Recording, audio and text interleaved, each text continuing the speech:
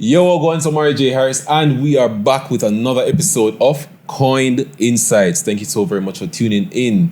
If you are here for the first time, please subscribe to Koined Insights wherever you get your podcasts, or to Koined Digital Studios on YouTube. Today, I have with me a friend, a very special guest. She is a marketer. She is a mover. She is someone that, when in her presence, you're like, that girl I chat enough still, I'm not like. But she is someone, she's really good at what she does. She fills the space with so much joy, so much energy.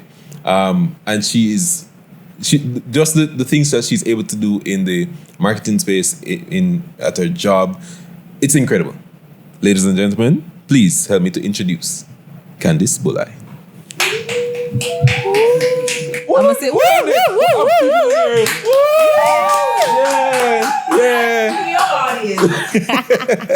I'm gonna sit back.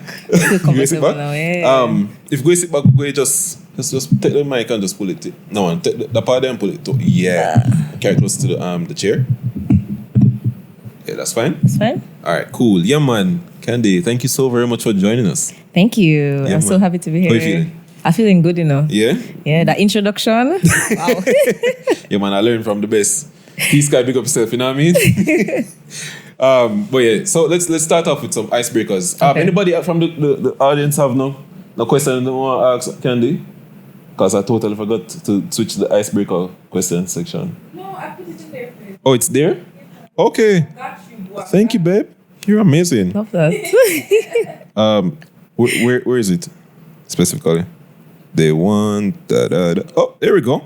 Thank you. You're welcome. That's my wife, guys. She over there, so she got my back. There you go. Yeah. She literally has my back. No, literally. All right, cool. Yeah, man. So we have some icebreakers. Okay, Let's just get straight into it. Reading or audiobook? Physical book or digital book? I feel like a little of both. It depends. Yeah, I'm not a big reader, but sometimes the audiobooks are just...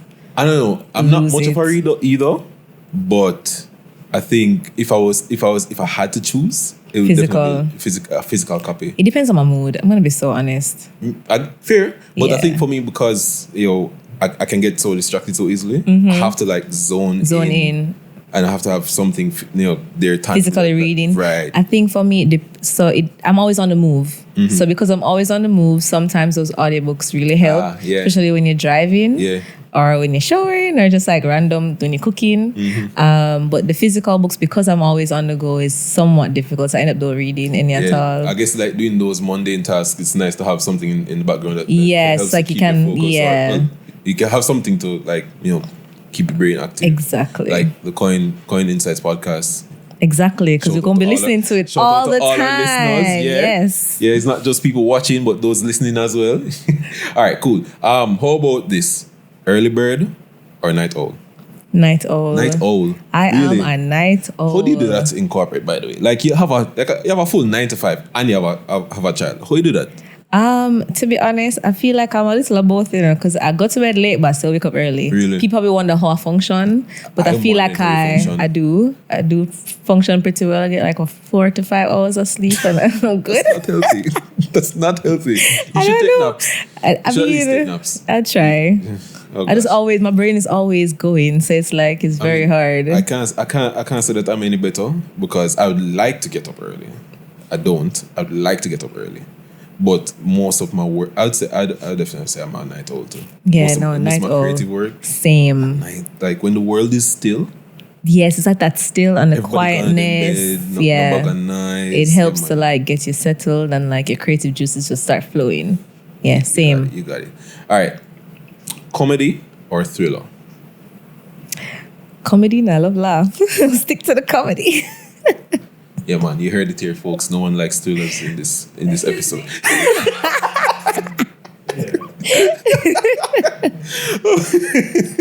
All right. Wow. All right, babe. Wow. All right, let's just jump right into it. Sure. So, Candy, tell me about yourself. Tell me about the journey. First of all, Why marketing, and how did you get there? It's a very funny and long story, but I'm going to try to make it short, All right. So I didn't really ever think of marketing, to be honest. I didn't know what marketing was. Really? No, I didn't. I started out in primary school, wanted to be a flight attendant. Of course. Wanted to be a lawyer at one point till I saw the books. I'm like, yeah, I'm not reading those. And then when I started high school, we got introduced to food and nutrition, found a love for the kitchen. I'm like, yeah, I want to be a chef. So I left high school, big up Andrews everywhere. Anyways, I went to Andrews. I had left, tried to go to Meadowbrook, sixth form to do food and nutrition, but they didn't accept me because they're focusing on students who did not have like a sixth form at their high schools. Gotcha. So I ended up at Excelsior Community College. So I got into associates in being a chef, and then I'll move over to UTech to do the bachelor's. Did it for a year, and I'm like, oh no, I like cooking, but I just feel like I'm gonna be in the background all the time, and my personality just didn't really fit in. Yeah. I think back then there was no content creators doing things on Instagram. It's just Facebook. It's just you just posted random things. Exactly. Post a one picture. 100 photos in the album. Exactly. So I didn't really think there was a space for me being who I was and being a chef. So I did a pageant in St. Vincent, and I was just like, I really love this whole marketing the country. I didn't call it marketing at the time. At the time, I was just like, I love being an ambassador for the country. I didn't know it was marketing until I did some research. I'm like, marketing, that makes sense. So at that point, I'm like, let me just look at being maybe doing tourism then instead of being a chef, and seeing if that maybe is where I'd fit in. Because I used to do, promotions and help promotions for parties, all that kind of stuff in high school, going into like early university. So I was like, this is where I'm supposed to be. Yeah. After that year, I left. I stopped Exed. I didn't finish my associate degree at all. No, I stopped. I was like, I don't want to do this. My dad is super supportive, so he's like, anything you want to do, fine. So I'm like, all right, cool. Stayed home for a year because I had to apply for UTech. So I stayed home for a year. I was there doing like promo work. So I was working for like, like Sangsters, Rum Cream, like a bunch of different brands in the supermarkets, also at a few events. And I'm like, this have a vibe. I could see myself like working in this space. And I was always very fond of seeing marketing managers, brand managers, kind of seeing how they, operate in that space. I didn't really know it was marketing though. Like I like this. Whatever this is, I like it. Yeah. 14 of them. Exactly. Spectacular. So I applied for UTech. I applied for marketing first. Right. Then I went back and I changed it to foods. I'm like, okay, I'm going to do tourism. And I'm like, no, I'm going to do business. And I think I changed my application like 6 or 7 times. And I was like, the last time I was like, Lord, I'll go stick to this marketing thing, wherever it lands, but I'm going to stick to this. And I think the rest was history after there. I fell in love with it, and I was like, this is where my passion was. I've always asked my dad, where do you see me? Like, where could you see like me working? And he always told me whatever I wanted to do. And then when I finally told him what I wanted to do, he's like, yeah, I know. I was just waiting for you to figure it out, Yeah, and then I think at one point, before I actually decided to pick marketing, I had a friend, Andrew Ellis, big up yourself anyway, there. I remember I was talking to him about marketing, because what I used to hear is that it was a male-dominated field at the time. And now you have lots of women in marketing, but I think back then, most of the marketing managers, even brand managers, were men. Yeah. And so somebody said to me, you're not gonna do well in marketing. Like, it's a male-dominated field, and 90% of persons who end up studying it don't actually end up anywhere in it.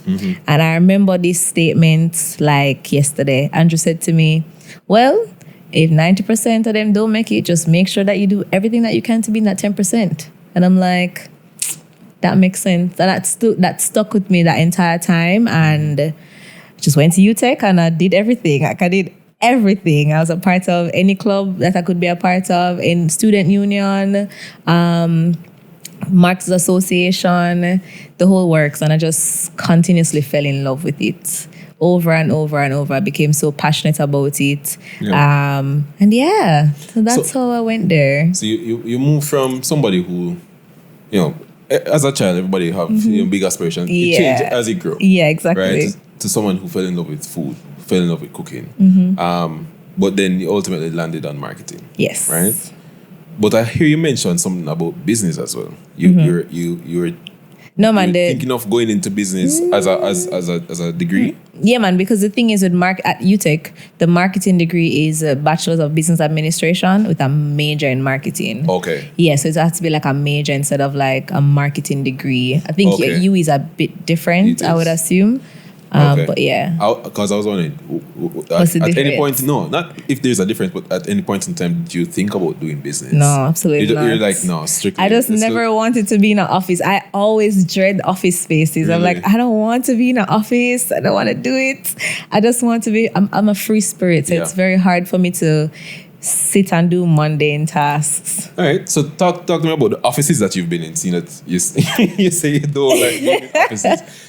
Carry me on your more professional journey. So you've left UTech. You graduated with your bachelor's in business administration. With a major in Major marketing, minor in production operations management. Okay. Oh, that's nice. Yeah. Tell me, how did you get your first job? What was that, if you're allowed to share? Oh, yeah. I How actually you get to where you are now? Because when you don't understand, say this girl is like, doing a lot. Too much. but she's like, she's like the brand manager of one of the biggest brands that is out there right now. And I don't think you give yourself enough credit for that, by the way.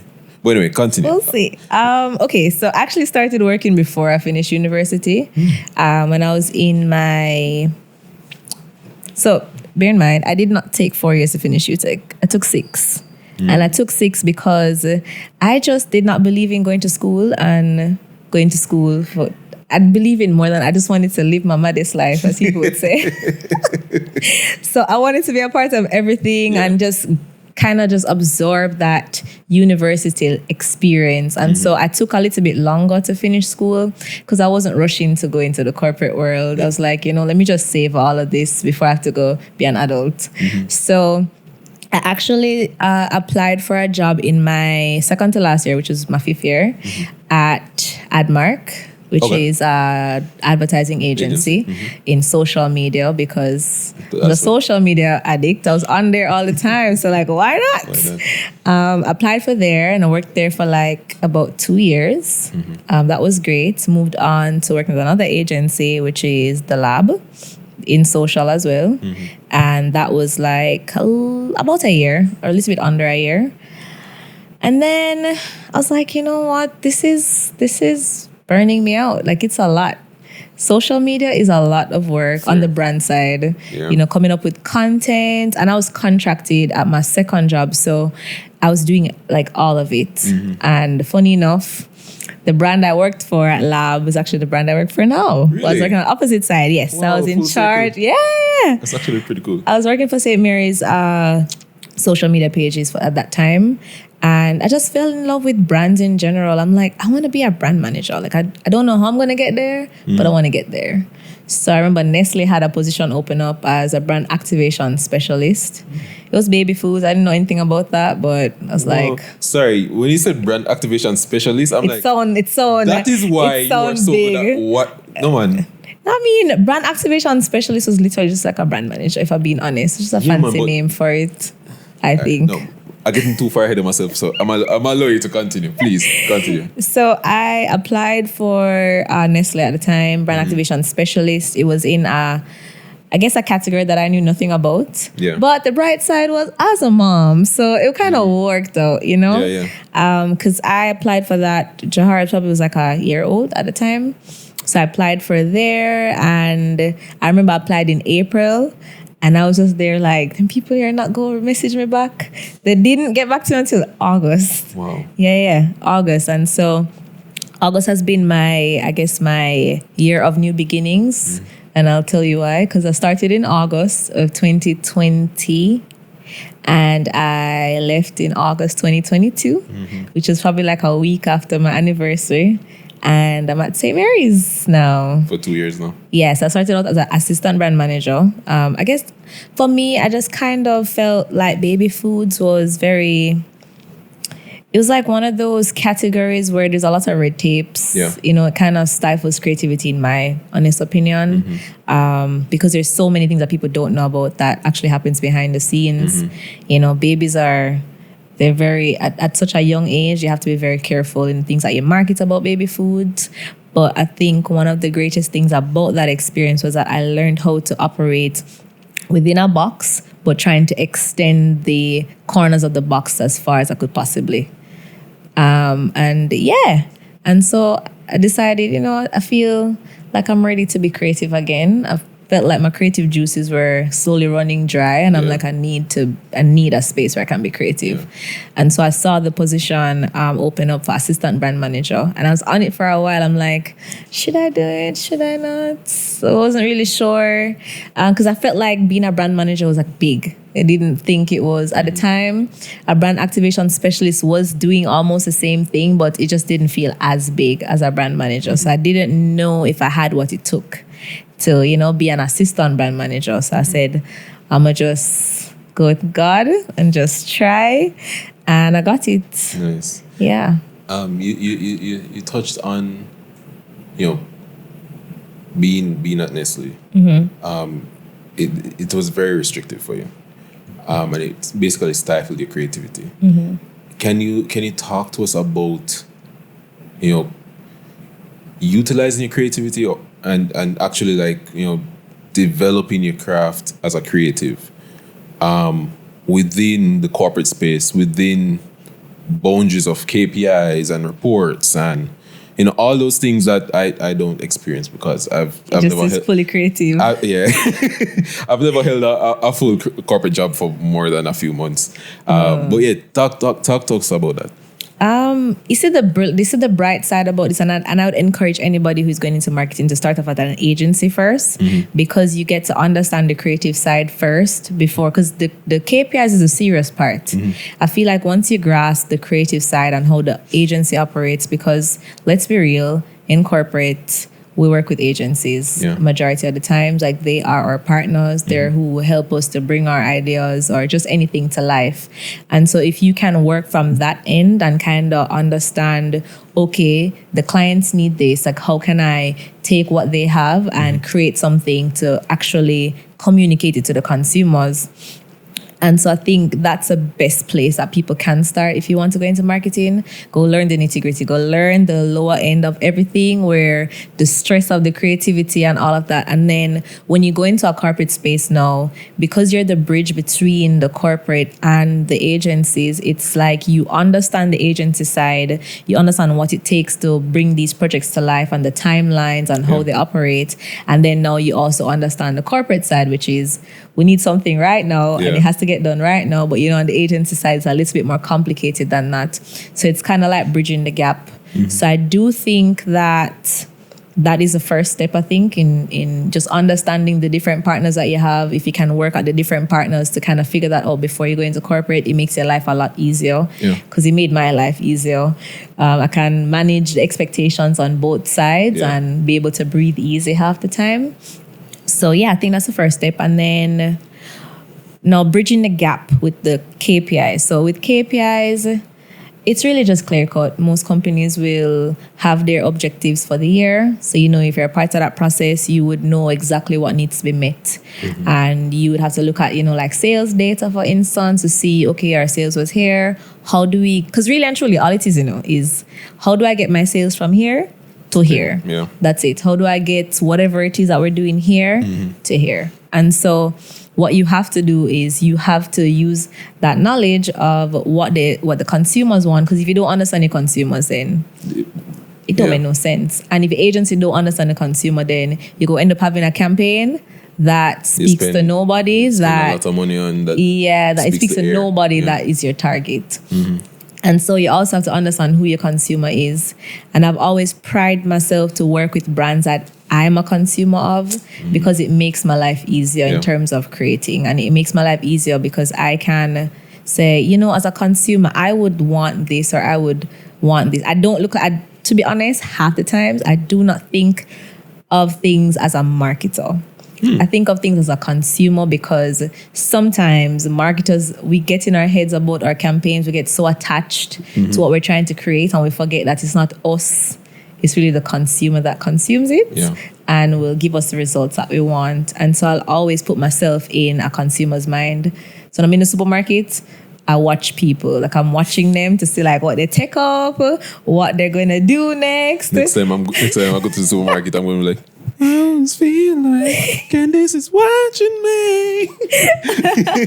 But, okay, yeah. So it's true. As a creative myself, and running Koined Digital, which is our boutique social media agency, I'm always thinking of like how I can improve this. How can I translate this for this particular target audience? I'm going across social media and I'm like, this don't make no sense. XYZ brand, why are you doing this? This don't make no sense for your brand. This don't it doesn't translate well, etc., etc., etc. But at the same time, what I'm also doing is I also have to take a step back from my creativity just to see how it is that it's going to be received. Yeah. Okay, I post a funny video, but is that funny video timely?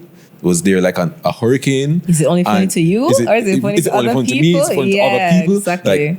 Like, we really and truly do have to step into the mind of the consumer, and ensure that you keep your ear to the ground. Yes, be so present, especially in Jamaica, because things change so quickly. If you are not listening to the people, they will tell you. They will.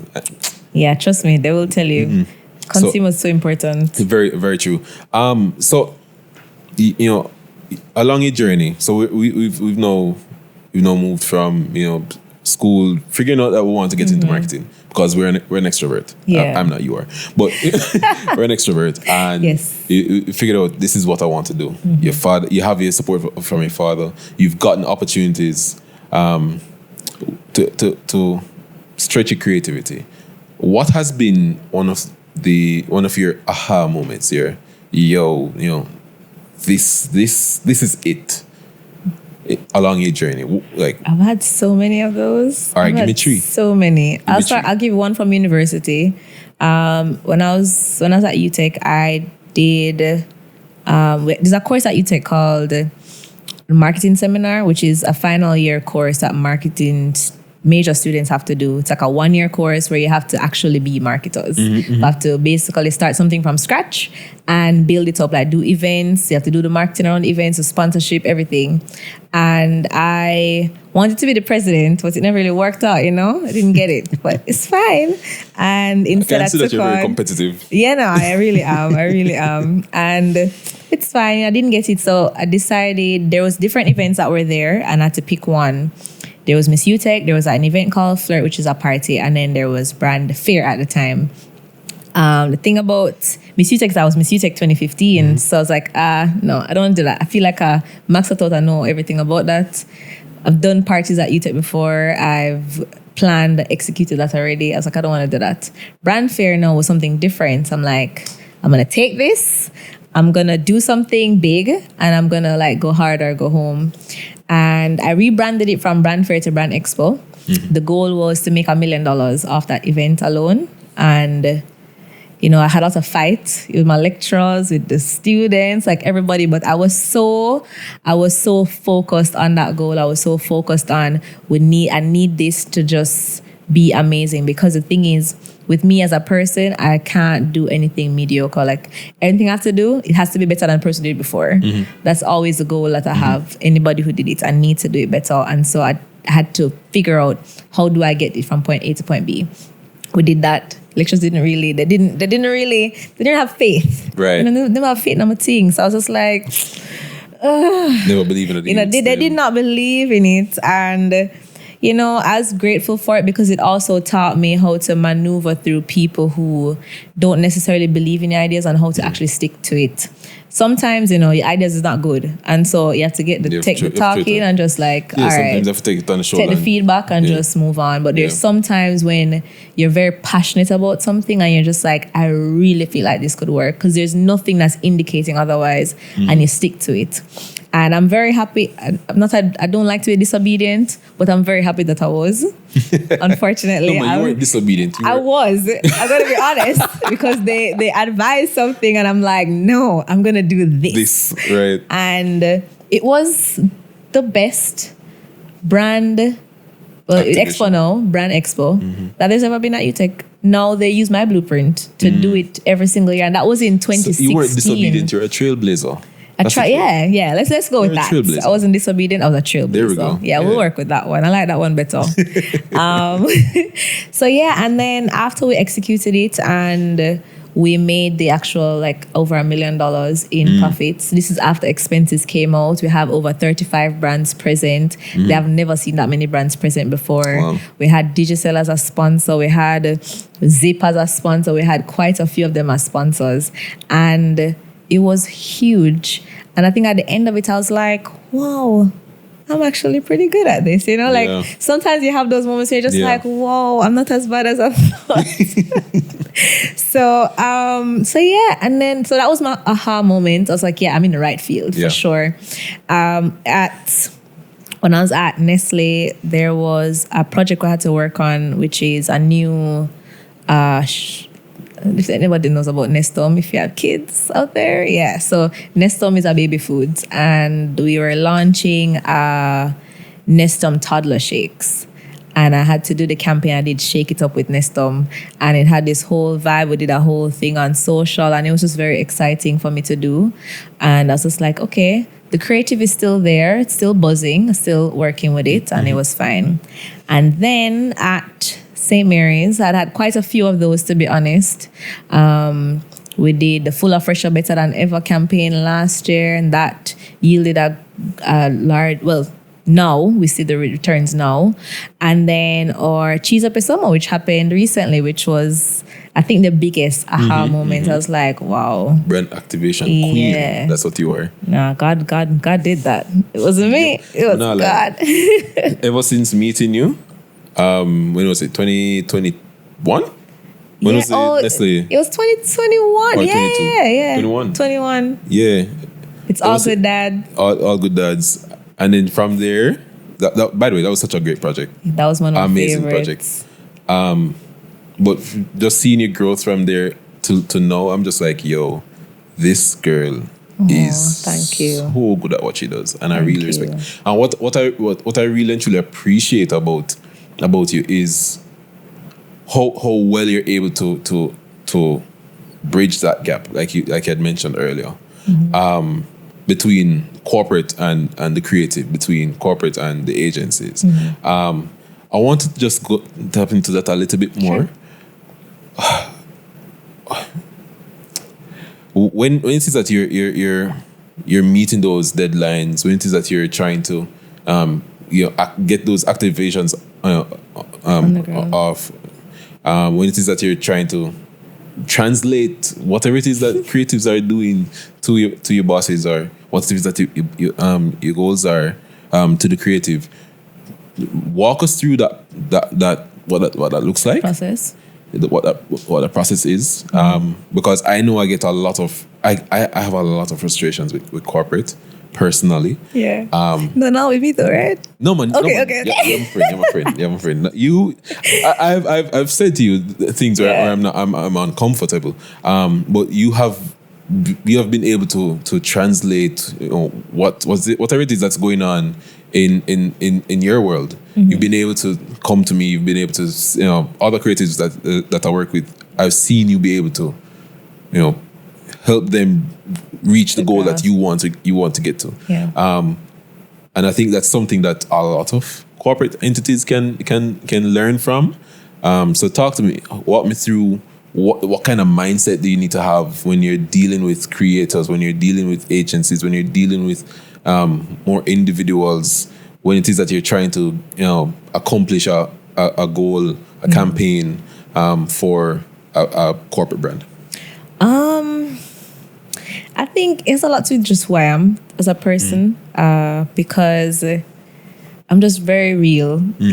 I can take anything and be like, I need you to do this. I don't care how you do it. Just let me know your creative process, and then we can work from there. Because one of the things that I try my best to do, especially with creatives, is not give them too much, not to limit them too much. Because when you limit creativity, you end up getting nothing. Yeah. And so I'll tell them what the project is and tell them to come up with something. Just let me know like where your headspace is, like where would you take this? Because sometimes, what you find is your headspace may be somewhere and then the creative just comes in and shows you a totally different stance and you're just like, this makes sense. Like, let's do this. Like, I love this. Let's do this. And so I always pride myself in ensuring that the authenticity remains with creatives. And that's usually my relationship or my, I guess, whichever creative I partner with, that's usually my stance with them. And we work through it. For agencies, I'm a talker, so I'll call and tell them exactly what I want, and then I'll try to translate that in a brief. I don't like writing briefs, I'll be so honest with you. I dislike writing them, but we have to. You have to, yeah. I'm better at explaining it like verbally. And so I'll call and verbally explain, and then I try my best to translate. I'm sure that there's in an brief. AI for that. We can just Probably. talk it through and the AI will just compile it. Probably. There probably is, but until I figure that part out, still learning AI, Yeah, but man.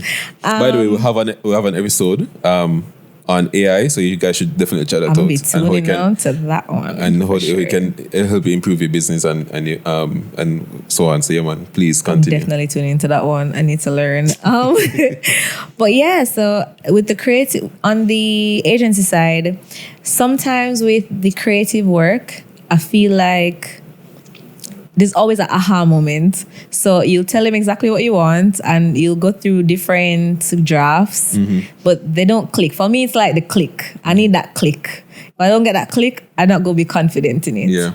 So I'll have them, sometimes they get frustrated and have to do other things, but I'm like, we don't reach it. We're close enough, but we don't reach it. And I remember the first time I had the aha moment when I started St. Mary's, and I was getting the creatives and I'm like, I don't know, something just not clicking. And then the day when it finally clicked, it was a full of Fresh and Better Than Ever campaign.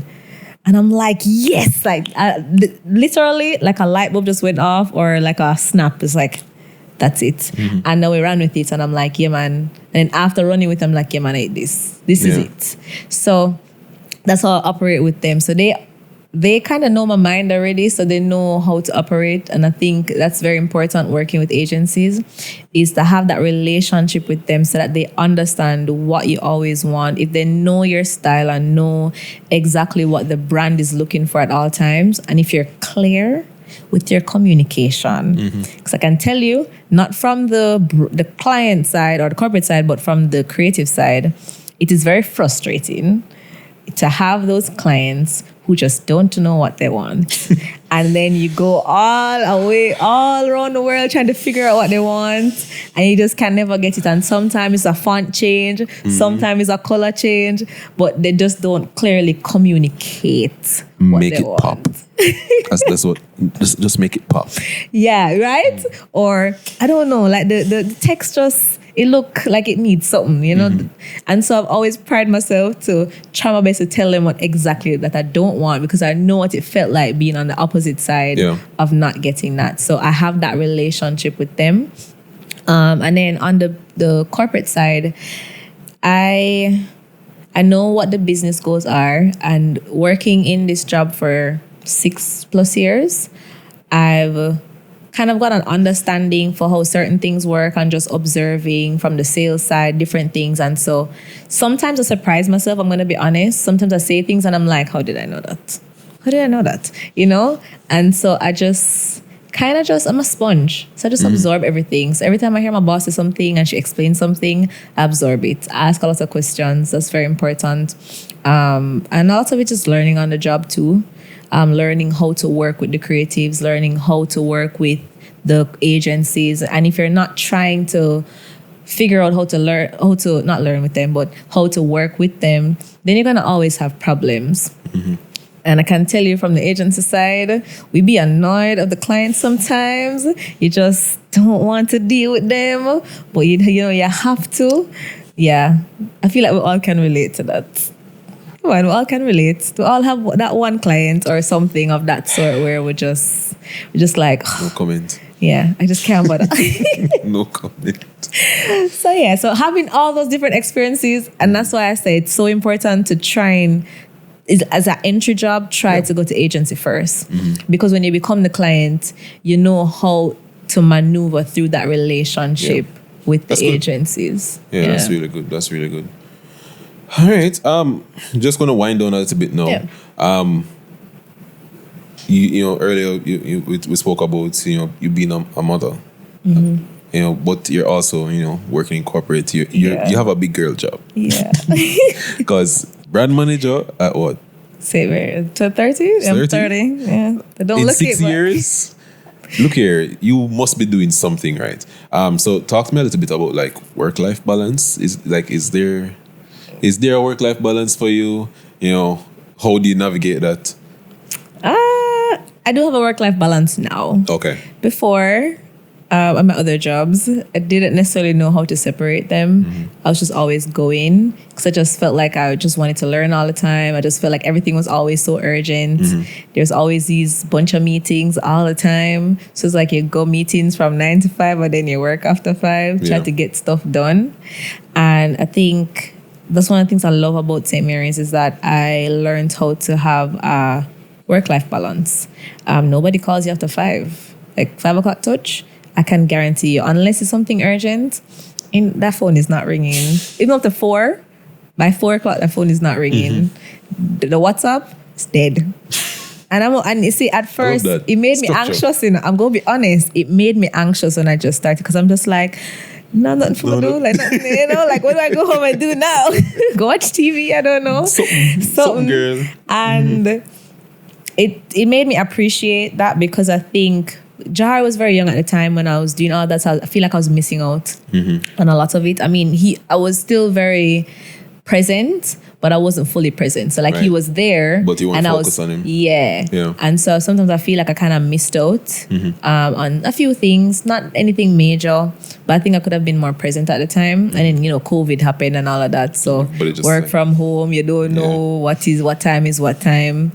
And so when I went to St. Mary's and the workload, I wouldn't say the workload was less, it's just that there wasn't as much meetings happening. And so I could focus on, I remember the first time when I started, and my manager was just like, you know, we're going to take it a step at a time and just like kind of introduce the things. I'm like, no, just throw them on right now. Like, I'm ready to go. And she's like, are you sure? She's like, no, man, just take it. I was like, listen, my jobs before this, like I never had time to do nothing else. So like just lay them. And so I was able to kind of start jumping in and just doing things. And I realized that because as much as the other jobs were stressful, I learned what my limits were. And so I was able to do more in that time. And because of that, I was able to now figure out what my work-life balance was. Right. And I don't forget in that interview, I was like, they said, what was important for you? And I'm like, I just have peace of mind. It's not even about the money. I need a peace of mind at this stage in my life. Right.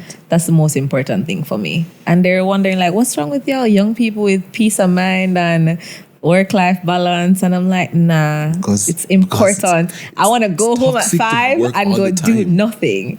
Yeah, you know? Right. So, and that's how I was able to do a work-life balance. And now I fully turn off at 5. Unless like I really have to. There's quite a few days when I have to, but the majority of the days I turn off after 5. And on weekends, unless I have like an event for work or whatever, I don't practice working. I just turn it off. I don't think about work after 5. It's just about Jahari or TV or eating, like, you know, going to meet up, like, you know, my church activities, that kind of stuff. And I think as a Christian too, like I had to also be able to have that work-life balance because I have to make time for God as well in the midst of that. And if I'm working and burning out myself all the time, then when do I get a chance to spend time with him? When do I get a chance to, you know, dive into his word, listen to him? Because, you know, we have to be still and quiet and to really hear what he's saying. And so I had to learn that.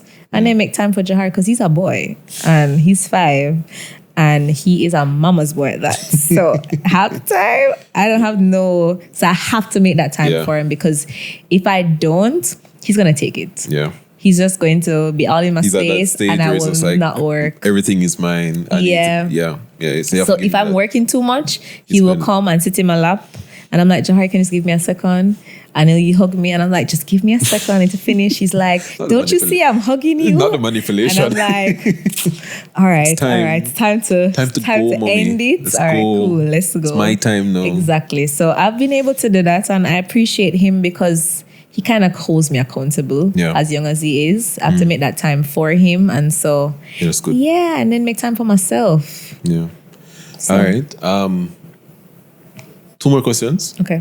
1, what would be the 3 top tips that you'd have for, marketers or business owners who are trying to bridge the gap between, the creative and getting those goals, reaching those goals, getting them accomplished, making the KPIs, ensuring that the corporate is satisfied, the business is actually done at the end of the day.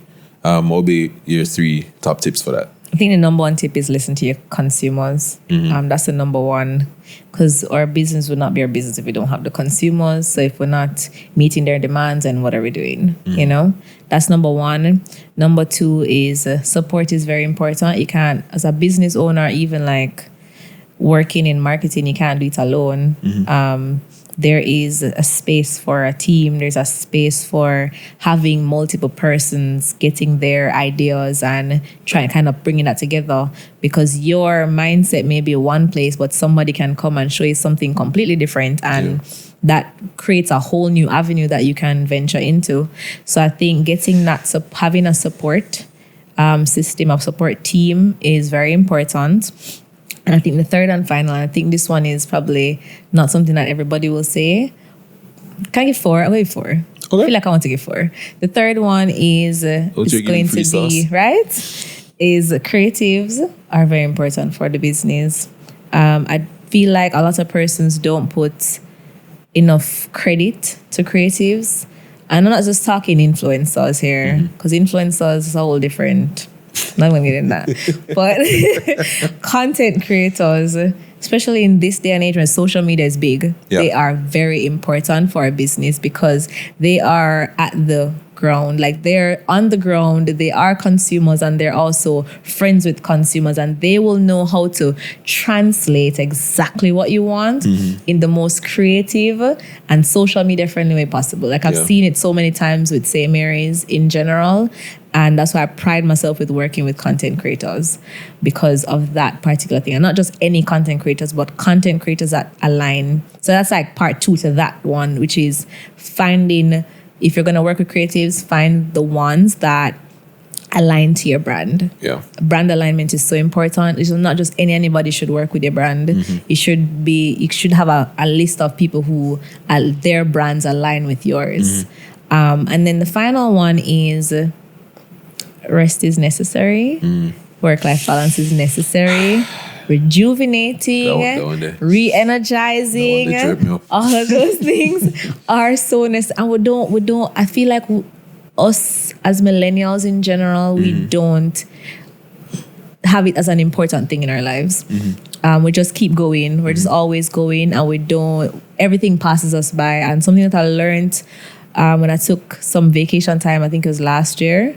Little bit before I launched a campaign that I really loved, was I took some time off and I went and enjoyed just random things, and it's enjoying those random things and just being out there and just soaking up, because the world is creative, and you just go out there and you just see all these things and you just get very excited.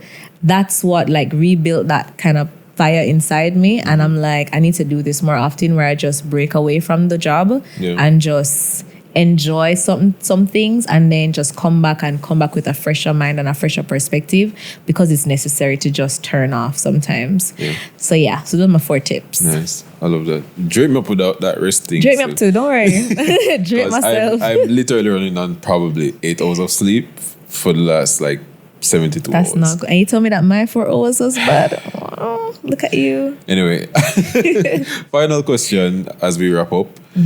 What is the best advice you've ever received in your life? Wow. Oh, this one's easy, actually. This one's very easy.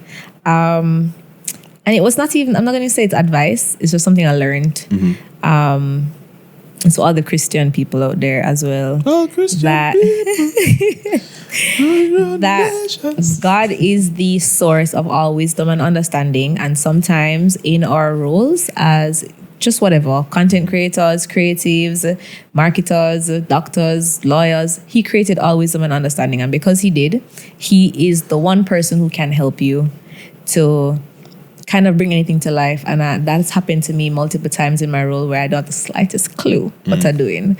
And I pray about it, and the Lord really like reveals things to me and shows me. And I can this would be a whole other podcast, to be honest. But a whole lot of episodes. We'll have to create a separate podcast for that, right? For that kind of topic. But yeah, so that's really it for me. He's a source of wisdom and understanding, and because he is, it's great for us to tap into that. Yeah. You know, like we can learn from him. We'd have to just stick to books and stick to other people.